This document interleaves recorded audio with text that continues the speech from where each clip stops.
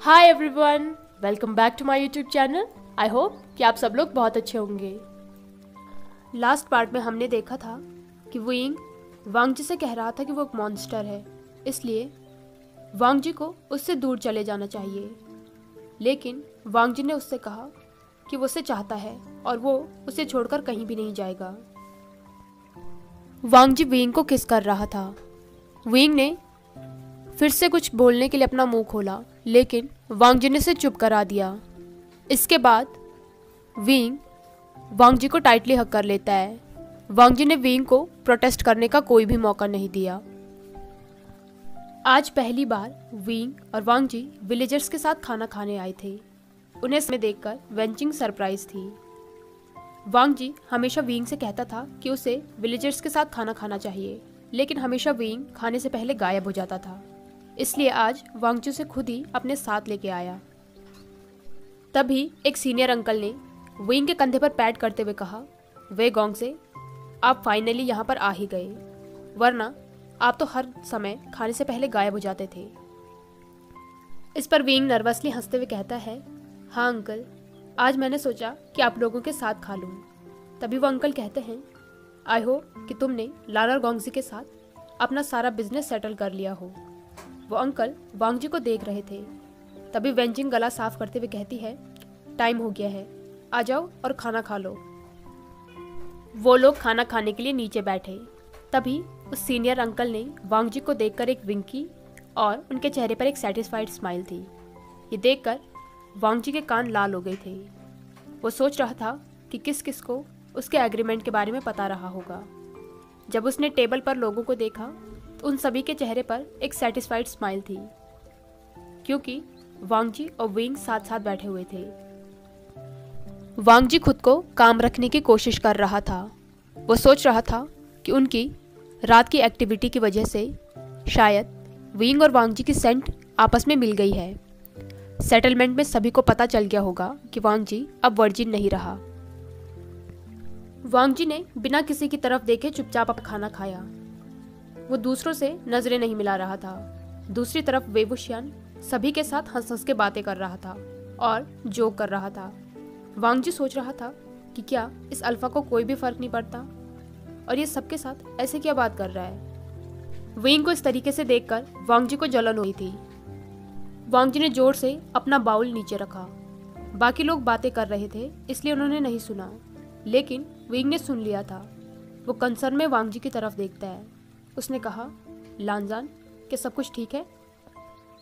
वांग जी ने कुछ भी नहीं कहा। वो अपने खाली कटोरे की तरफ देख रहा था। तभी वै wuxian ने उसके कटोरे में और सब्जियां डाली। सरप्राइज में जब वांग जी ने ऊपर देखा तो विंग का ब्राइट सा फेस उसे दिखा। विंग कहता है, लानजान, और खाओ, तुमने बहुत टाइम से कुछ नहीं खाया है। जेलिसी के साथ साथ वांग जी को वार्मनेस भी फील हो रही थी। वो खुद को रोक नहीं पाया। वो कहता है, तुम कितनों के साथ रहे हो? इस पर विंग कंफ्यूज होकर पूछता है, मतलब? वांग जी को बहुत एम्बैरेसिंग फील हो रहा था। उसने विंग से अपनी नजरें चुरा ली, लेकिन फिर भी उसने पूछा, मुझसे पहले तुम कितनों के साथ रहे हो? तभी विंग ने वांग जी के चेहरे को पकड़कर अपनी तरफ किया। वांग जी की गोल्डन आइज विंग की सिल्वर आइज में थी। विंग कहता है, लानजान, तुम पहले हो जो मेरी जिंदगी में आया है। तुमसे पहले कोई भी नहीं था। वांग जी का दिल जोर जोर से धड़क रहा था। उसने पूछा, मैं पहले की बात कर रहा हूँ, जब तुम ब्यूरियल माउंट्स में रहते थे। इस पर वै wuxian हंसने लगा। उसकी हंसी की आवाज़ वांग जी को बहुत शूदिंग लग रही थी। वो कहता है, लानजान, मुझे कौन चाहेगा? मैं एक सर्वेंट का बेटा था। तभी वांग जी कहता है, लेकिन तुम जिसकी भी मदद करते हो उससे बदले में कुछ लेते हो, तो वो। अब विंग सीरियस होकर कहता है, लानजान, मैं उस तरीके की बार्गेनिंग किसी और के साथ नहीं करता हूँ। तुम पहले थे जिस पर मेरी नज़र पड़ी थी, एक हाई बोर्न ओमेगा और एक वेल अकम्प्लिश्ड कल्टिवेटर। तुम बाहर से तो बहुत कोल्ड दिखते हो, लेकिन हो नहीं। तुम अपने सेक्ट को बचाने के लिए खुद को भी सैक्रिफाइस करने वाले थे। इसलिए मैं सिर्फ तुम्हें चाहता था। मैं चाहता था कि मैं तुम्हें अपना बना लूँ। विंग वांग जी को ही देख रहा था, जिसकी वजह से वांग जी को बहुत हॉट फील हो रहा था और उसे बैठने में भी अनकंफर्टेबल महसूस हो रहा था। वहाँ पर विलेज के सारे लोग थे, इसलिए वांग जी नहीं चाहता था कि उन लोगों को वांग जी की सिचुएशन पता चल जाए। आज उन लोगों ने बहुत लंबे समय तक खाना खाया। खाना खाने के बाद विलेजर्स अपने यूजुअल काम में चले गए। वेंचिंग वांग जी को अपने साथ इन्फर्मरी में लेके गई। वांग जी कंफ्यूज था कि वो उसे यहाँ पर क्यों लेके आई है। इन्फर्मरी आज खाली थी। वांग जी चारों तरफ देख रहा था।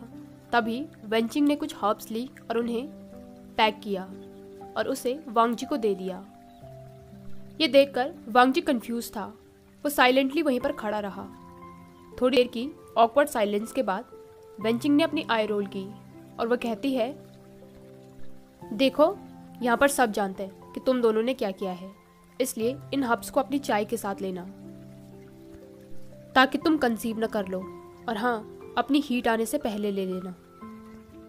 वांग जी कंफ्यूजन में उसकी तरफ देख रहा था। तभी वेंचिंग ने फिर से कहा, अगर तुम नहीं चाहते हो कि इस सेटलमेंट में एक छोटा सा बच्चा आ जाए तो इस हर्ब्स को अपनी चाय के साथ ले लेना। सडनली वांग जी को बहुत ही अच्छा फील होने लगा। उसे नहीं याद है कि उसकी हीट कब आई थी और दूसरी हीट कब आने वाली है, लेकिन उसने सुना है कि कुछ ओमेगा बिना हीट के भी कंसीव कर लेते हैं। लेकिन ये सारी चीज़ें तो उसके दिमाग में आई ही नहीं। जैसे ही वेंचिंग को लगा कि वांग जी डरने लग गया है तो उसने जेंटली उसके कंधे पे हाथ रख के कहा, देखो, ये दवाई ले लेना और कुछ भी नहीं होगा।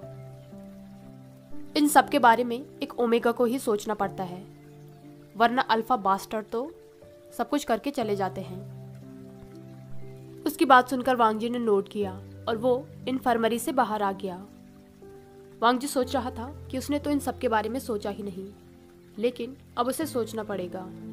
उसने उन हर्ब्स को अपनी रोब्स में रख लिया और उसके बाद वो अपने चैम्बर में आ गया। वांग जी चैम्बर में था, तभी किसी ने डोर पर नॉक किया। वांग जी ने देखा कि वहां पर एक लड़की जिसका नाम मिया है, वो ब्रॉडली स्माइल कर रही थी। वांग जी ने सॉफ्टली उससे कहा, अंदर आ जाओ। वो लड़की कहती है, मेरे पास तुम्हारे लिए कुछ है। वांग जी ने कहा, क्या? इस पर वो कहती है, वे गोंगजे ने तुम्हारे लिए कुछ दिया है। आखिर उस बेवकूफ़ को अक्ल आ गई कि तुम्हें कुछ देना भी है। मतलब वो तुम जैसे हाई बोर्न ओमेगा का कोर्ट करने वाला है और तुम्हें कुछ गिफ्ट भी ना दे। लेकिन उसकी भी कोई गलती नहीं है, क्योंकि हम सब लोग इन सब के बारे में जानते ही नहीं।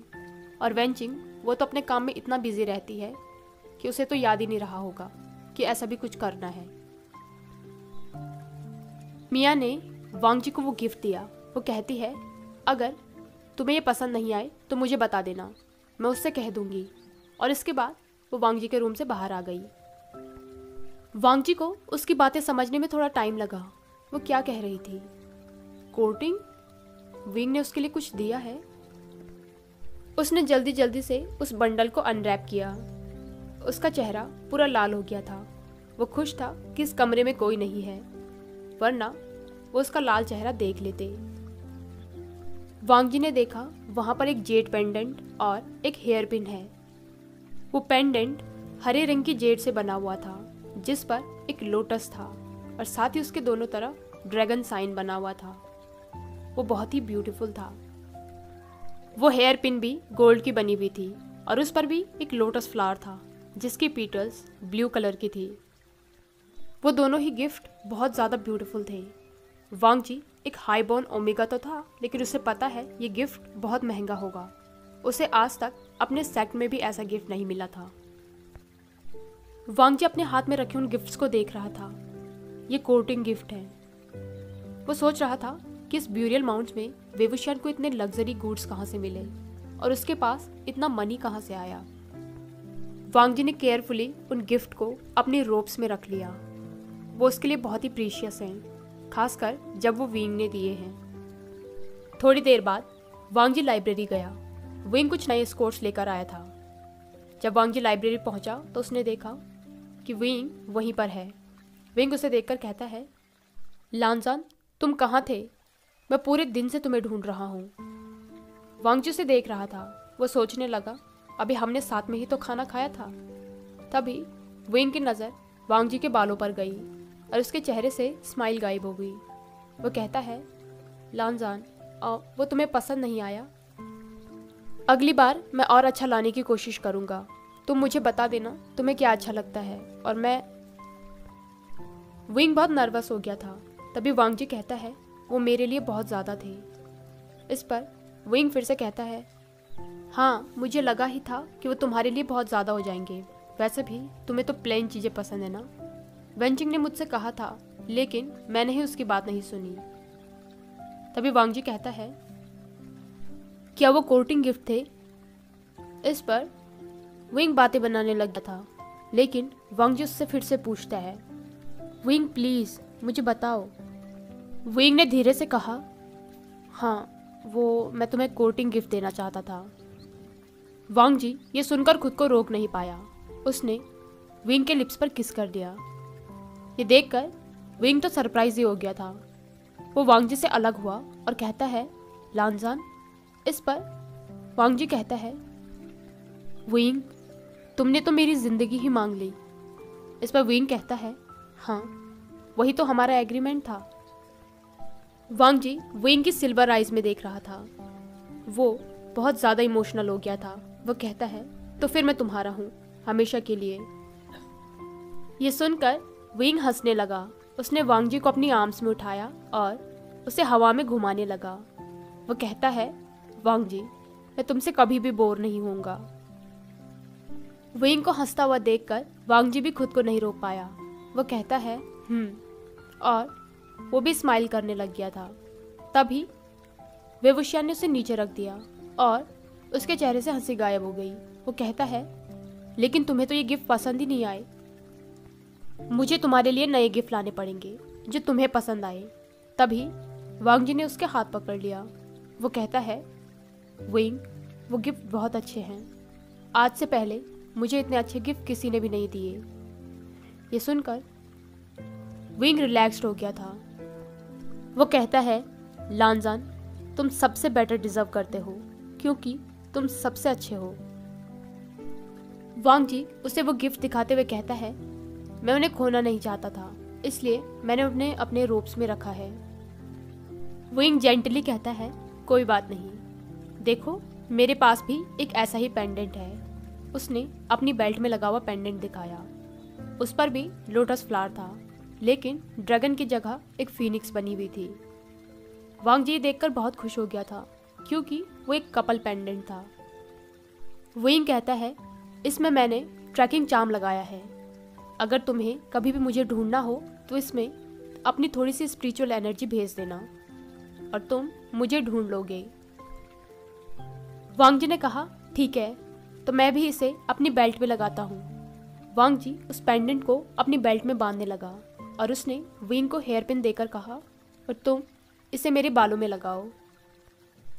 वांग जी दूसरी तरफ मुड़ गया। उसने अपने बालों को विंग की तरफ किया।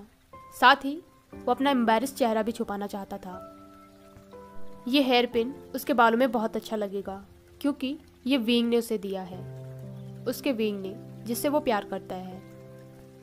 विंग ने वांग जी के बालों में अपना हाथ ठहराया और उसके बाद उस पिन को लगा दिया। वो कहता है, देखो ये अच्छे से लगा तो है ना? वो आज से पहले मैंने कभी भी किसी के बालों को फिक्स नहीं किया है। वांग जी उसकी तरफ मुड़ गया। वो स्माइल करके कहता है, थैंक यू। इस पर विंग ने भी एक स्माइल की। आज मौसम थोड़ा थोड़ा ठंडा था। ऑटम आने वाला था। विलेज के लोग आलू की दूसरी फसल लगाने के लिए तैयार थे। वांग जी काम कर रहा था।